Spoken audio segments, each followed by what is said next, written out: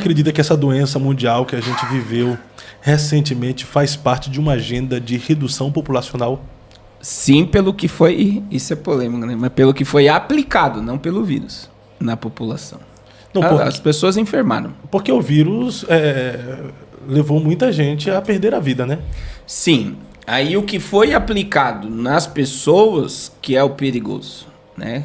E aí agora tem várias vozes se levantando contra o experimento científico, porque é uma experiência, nunca se criou um remédio tão rápido.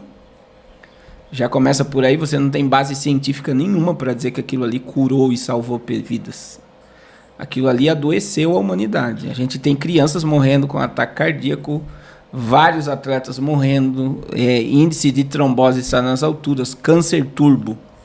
Pessoa com câncer hoje ela morre em questão de 6 meses. Pessoas que eram propensas a vários tipos de enfermidade por questões biológicas, acelerou o tempo, vamos supor. E eu estou falando que a gente tem um grupo de médicos, né? Que eu acompanho, a doutora Maria Gadelha, a doutora... tem uma doutora que me segue, que atende a minha família. Eu digo assim, o que elas passam para mim de material... o que foi feito é um dos maiores crimes contra a humanidade, foi aplicar o que foi aplicado. A própria OMS veio com a nota agora dizendo que nunca aconselhou o uso de máscara porque era prejudicial. Viu essa notícia? Sim, e aí entra, no dia 20 de janeiro, John Biden perdoou Anthony Fauci, que era o cara da saúde dos Estados Unidos na pandemia.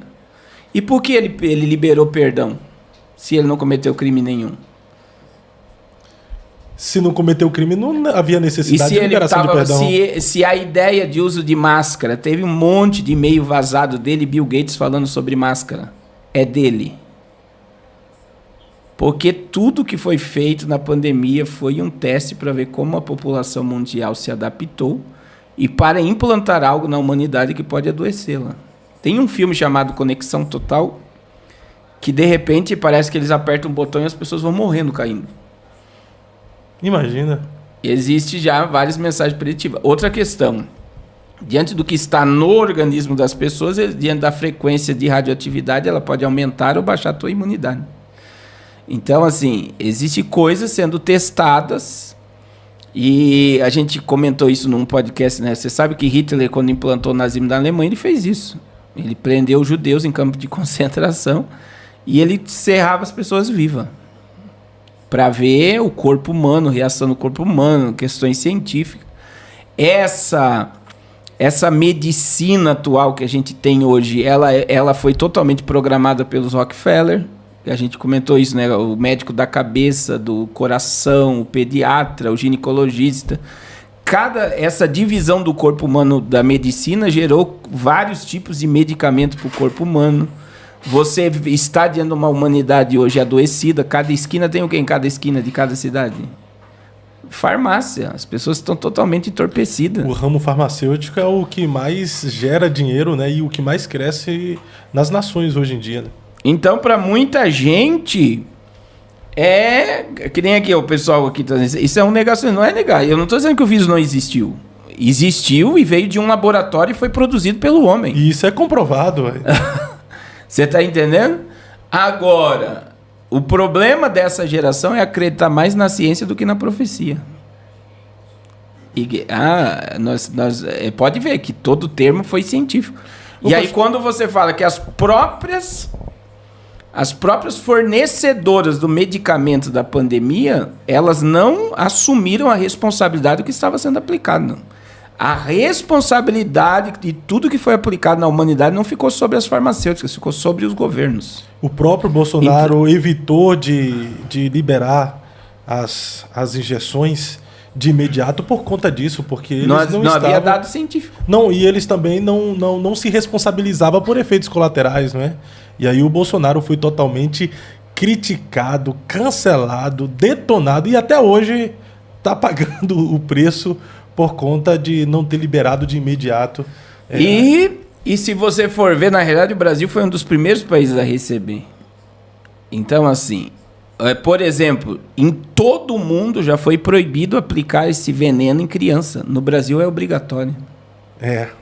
Eles querem obrigar. É um absurdo, por exemplo. Você tem países de primeiro mundo que não aplicam isso nas suas crianças e no Brasil estão aplicando.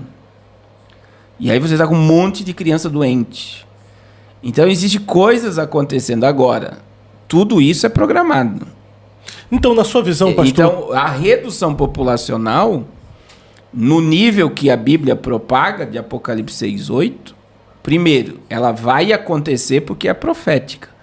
Mas existem instrumentos humanos sendo utilizados para que isso aconteça. Então, na tua visão, tudo está sendo orquestrado para que a gente viva as profecias do Apocalipse? Sim. Não é algo natural do percurso da própria natureza, mas são os governos mundiais que estão orquestrando tudo isso? E eles estão alinhados ao espírito do anticristo, né? A gente tem no mundo espiritual as potestades. Quando o apóstolo Paulo, né? A nossa luta não é contra carne e sangue, mas sim contra principados e potestades. Potestades, numa das interpretações de batalha espiritual, são demônios que atuam em governos. E isso é desde o Gênesis 11, do governo humano de Nimrod, e vai até Apocalipse 19. Quem governa os governos é o espírito do anticristo, para o cumprimento da profecia. Então, hoje eu vejo, eu sempre explico isso para as pessoas entenderem. A Bíblia é um livro profético e a Bíblia precisa se cumprir. Certo? Certo. Isso todos... Quem é que Deus usou para cumprir a profecia do nascimento de Jesus? O próprio Herodes, né? E Maria. E Maria, né? Teve que ter um homem para que a profecia se cumprisse. Sim. Até o José de Arimateia, que cedeu o túmulo, já estava escrito acerca dele. Até a jumenta, que Jesus entrou em Jerusalém, já estava... Estava escrito, né? Então, Deus utilizou-se da natureza, a estrela que guiou os magos. Deus se utilizou-se da natureza e dos homens para o cumprimento profético. E Deus continua se utilizando da natureza e dos homens para cumprir o seu propósito. Então, todos, mesmo inconscientes, estão simplesmente cumprindo aquilo que já foi escrito. Né? E... Até o próprio anticristo é uma ferramenta... Para o cumprimento daquilo cumprimento das profecias. Que isso não diminui o poder de Deus, mas isso enaltece o poder de Deus, o controle de Deus sobre todas as coisas. Eu gosto daquele exemplo seu sobre Nabucodonosor também, né? Sobre a Babilônia.